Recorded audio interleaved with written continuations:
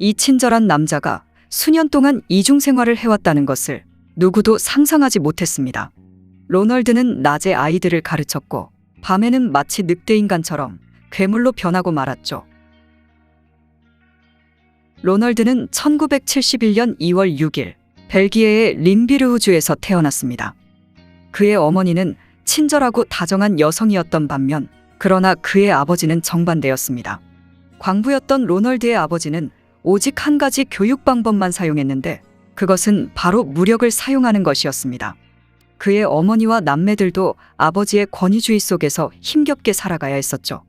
성인이 될 때까지 로널드는 아버지를 몹시 두려워했고 결국 만성불면증이 시작되었으며 평생 동안 그를 괴롭히고 말았습니다. 로널드의 아버지는 밤늦게 술에 취해 들어와 아이들을 깨웠고 그때부터 로널드는 두려움에 수면장애를 겪고 말았죠. 가혹한 아버지의 무력은 또래 친구들에게까지 이어졌고 친구들은 로널드를 모욕하고 괴롭히기 시작했습니다. 로널드는 13살이 되어서야 친구들에 맞서 싸울 용기를 얻었고 결국 그는 야구방망이를 구입한 후 한 명씩 조심스럽게 처리했었죠. 로널드의 이러한 선택으로 친구들의 괴롭힘을 종식시킬 수 있었지만 동시에 그는 학교에서 퇴학당하고 말았습니다. 이후 그는 꾸준한 노력으로 대학교에 입학했고 1993년 마침내 로널드는 우등생으로 공대를 졸업하게 됩니다. 대학을 졸업한 후 로널드는 아프리카의 건조한 지역에서 농업 기술을 발전시키고 싶었습니다. 그러나 로널드는 자신의 계획을 실행할 스폰서를 찾을 수 없었기 때문에 많은 어려움을 겪고 있었죠. 하지만 로널드는 포기할 수 없었고 여러 회사의 문을 두드리던 중 나탈리아라는 여성을 만나게 됩니다. 건설회사에서 비서로 근무하던 나탈리아는 즉시 로널드의 열정에 사로잡혔고 곧 두 사람은 진지한 관계로 발전하게 되었죠. 그러나 나탈리아는 졸업한 지 얼마 되지 않았고 아프리카 대륙으로 가는 것이 두려웠습니다. 결국 로널드는 자신의 꿈을 포기하고 사랑을 선택하게 됩니다. 그렇게 로널드와 나탈리아는 1994년 결혼하게 되었죠. 부부는 한동안 루벤에서 살았으나 1996년 첫 아이가 태어난 후 젠크로 이사하게 되었죠. 그곳에서 부부의 둘째 아이가 태어났습니다. 로널드는 공장에서 엔지니어로 근무하기 시작했고 1998년 어느 날 그는 다른 회사를 견학 중이었는데 마침 이웃 마을의 학교 교장도 참석했습니다. 그때 로널드는 자연스럽게 교장 선생님과 대화를 나누게 되었죠. 대화를 나누던 중 교장 선생님은 로널드의 능력을 알아보았고 기꺼이 로널드에게 교사직을 제안했습니다. 그리고 로널드는 그 제안을 흔쾌히 동의했죠. 로널드는 2000년 세인트 마틴 학교에서 컴퓨터 과학 교사로 초청받을 정도로 훌륭한 교사가 되었습니다. 이 시기 로널드는 가족과 함께 학교 근처의 작은 마을인 록스베르겐으로 이사하였죠.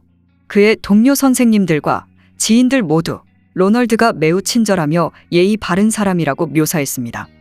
로널드는 학업 외에도 학생들을 위한 하이킹 여행을 계획했고 자연에 대한 사랑과 건강한 생활 방식을 장려했습니다. 그러나 2005년 5월 마침내 로널드는 자신의 본색을 드러내고 맙니다. 앞서 언급했듯이 로널드는 만성불면증에 시달렸고 종종 오랫동안 잠을 이루지 못했습니다. 불면증이 올 때마다 로널드는 몇 시간 동안 운전했고 아내에게는 이렇게 해야 잠을 잘 수 있다고 말했습니다. 5월의 어느 날 밤 비가 내리고 있었고 다행히 그날 로널드는 일찍 잠들 수 있었습니다. 그러나 아이들이 장난치며 로널드를 깨우고 말았죠. 이때 로널드는 화를 내며 일어난 후 결국 아이들에게 손찌검하고 말았습니다. 나탈리아는 다정한 남편이 딸들을 향해 손을 들었다는 사실을 믿을 수 없었고 이때 그녀는 엄청난 충격을 받고 말았습니다. 결국 나탈리아는 일주일 후 경찰에 신고하게 되었죠. 하지만 증거는 남아있지 않았고 로널드는 흠잡을 데 없는 평판을 가진 선생님이었기 때문에 경찰은 나탈리아의 주장을 믿지 않았습니다. 로널드는 아내에게 흥분해서 실수했던 것이고 다시는 이런 일이 반복되지 않을 것이라며 아내를 안심시켰습니다. 그러나 현명했던 나탈리아는 로널드의 말을 믿지 않았고 아이들을 위해 이혼하기로 결정합니다. 다행히 그녀는 자녀들을 데리고 로널드의 곁을 떠났죠. 처음에 로널드는 잠이 안 올 때 시골길을 따라 운전했습니다. 덕분에 집에 왔을 때 쉽게 잠들 수 있었죠. 그러나 시간이 지나면서 운전은 그에게 안도감을 가져다 주지 못했고 결국 그는 다른 방법을 찾기 시작합니다. 2001년 어느 날 로널드는 황량한 도로를 따라 운전하고 있었는데 갑자기 그의 눈앞에 히치하이킹을 하고 있는 어린 소녀가 나타나게 됩니다. 소녀에게 다가간 로널드는 태워주는 대가로 돈을 요구했습니다. 그러나 소녀에겐 돈이 없었죠. 그러자 로널드는 다른 방법을 제안합니다. 당연히 소녀는 거절했지만 그 거절은 로널드를 자극할 뿐이었습니다. 결국 로널드는 그 소녀에게 몹쓸 짓을 한 후 누군가에게 말하면 복수하겠다고 위협한 뒤 그 소녀를 풀어주었습니다. 불행하게도 밤길에서 로널드를 만난 아니카는 18세 학생이었습니다. 2007년 4월 27일 늦은 밤, 아니카는 자전거를 타고 가고 있었는데 갑자기 그녀 옆에 한 대의 차량이 멈췄습니다. 이때 로널드는 아니카에게 태워주겠다며 제안했죠. 아니카는 거절했고 그녀가 도망치려 하자 로널드는 재빨리 흉기를 꺼내 아니카를 따라잡고 말았습니다. 로널드는 아니카를 차에 태운 후 자신의 집으로 데려갔고 결국 로널드는 자신의 집에서 아니카를 살해하고 말았습니다. 이후 로널드는 아니카와 증거물을 강에 유기했고 또한 수사를 혼란스럽게 만들기 위해 아니카의 자전거는 시내로 가져간 뒤 그곳에 두었습니다. 그 자전거는 그대로 방치되어 있다가 지역 도둑에 의해 도난당했죠. 아니카의 마지막 휴대폰 신호는 집으로 향하는 길이었기 때문에 경찰 70명과 자원봉사자 200명이 동원돼 아니카가 집으로 향하는 길을 모두 수색했지만 성과는 없었습니다. 사건 발생 4일 후 어부에 의해 아니카의 시신이 발견되었고 그녀에게는 약 15kg의 돌이 묶여 있었습니다.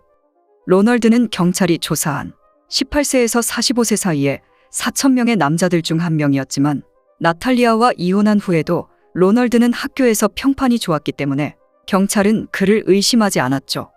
경찰은 탐문을 통해 주민들로부터 로널드가 밤에 자주 혼자 돌아다니며 운전한다는 것을 알게 됩니다. 그러나 경찰은 로널드가 범죄에 연루되었다고 믿기보다는 그저 로널드의 괴팍함으로 보았죠.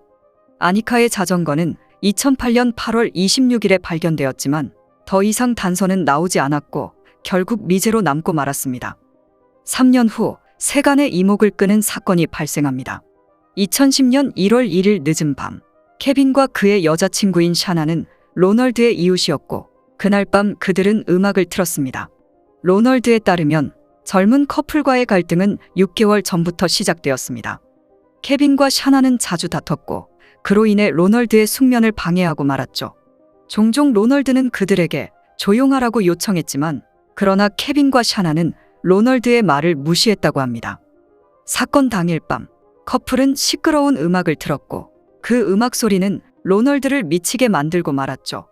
결국 로널드는 권총과 휘발유통을 들고 그들 집으로 향하게 됩니다. 로널드는 초인종을 눌렀고 커플이 나오자 그는 총으로 그들을 위협하였죠. 이어 로널드는 커플에게 케빈의 차에 올라타도록 강요한 뒤 세 사람은 마을을 빠져나갔습니다. 그 차는 공터에 멈춰섰고 우선 로널드는 케빈을 살해하고 맙니다. 이어 샤나는 울부짖으며 아무에게도 말하지 않을 테니 살려달라고 애원했죠. 그러나 로널드는 샤나의 말을 믿지 않았고 결국 그녀마저 살해하게 됩니다. 로널드는 증거물을 남기지 않게 케빈의 차를 불태우기까지 했었죠. 새벽 4시경 집으로 돌아온 로널드는 우선 샤워한 후 자신의 피 묻은 옷을 난로에 태워버렸습니다. 그리고 흉기는 강에 던져버렸죠. 이전 사건들과 마찬가지로 로널드는 아무 일도 일어나지 않은 것처럼 지극히 평범하게 행동했습니다. 1월 2일 토요일에 그는 상점에서 쇼핑했고 다음 날에는 술집에서 친구들을 만났으며 1월 4일은 정상적으로 학생들을 가르쳤죠. 한편 경찰은 해당 사건을 수사하고 있었습니다. 경찰은 로널드가 커플의 이웃이었기 때문에 그가 목격자일 수도 있다고 생각해 그에게 찾아갔습니다. 로널드는 경찰에게 아무것도 듣지도 보지도 못했다고 말했죠. 그런데 로널드의 태도는 경찰을 혼란스럽게 만들었습니다. 이웃 커플이 살해되었는데 로널드가 매우 침착한 모습을 보였기 때문입니다. 경찰은 다른 용의자가 없는 상태에서 로널드가 수상하다고 판단했고 그를 경찰서로 연행한 후 신문을 이어나갔습니다. 결국 10시간 동안 경찰의 압박을 못 이긴 로널드는 자신이 이웃의 목숨을 앗아갔다고 자백하였죠. 또한 로널드는 이웃을 살해한 혐의로 종신형을 선고받게 될 것이라는 것을 잘 알고 있었기 때문에 나머지 여죄도 모두 자백하게 됩니다. 로널드는 19살 때 처음 한 여성에게 몹쓸 짓을 했다고 고백했습니다. 정확한 날짜와 그 여성에 대해서는 기억나지 않는다고 말했죠. 아니카를 살해했다는 그의 자백만으로는 부족했기 때문에 경찰은 추적 조사에 나섰고 다행히 로널드의 슈트에서 아니카의 머리카락이 발견되었습니다. 정신과 의사들은 로널드가 양심이 없는 점만 빼면 지극히 정상인이라고 지적했습니다. 2011년 9월 20일 재판이 시작되었고 로널드는 자신의 불면증이 모든 일의 시작이었다면서 자신의 죄를 정당화하려 노력했습니다. 그러나 판사는 그에게 전혀 동정심을 느끼지 않았고 2011년 10월 21일 로널드는 종신형을 선고받았습니다. 벨기에는 사형이 폐지되었기 때문에 로널드는 최고 형량을 받은 것이었죠. 그가 판결을 받은 후 더 많은 피해자들이 속출했고 공식적으로 그는 11명의 여성에게 성폭행한 것으로 드러났습니다. 로널드는 옥중에서 폭동을 조직하려 했으며 거의 성공할 뻔했으나 다행히 실패로 돌아갔습니다.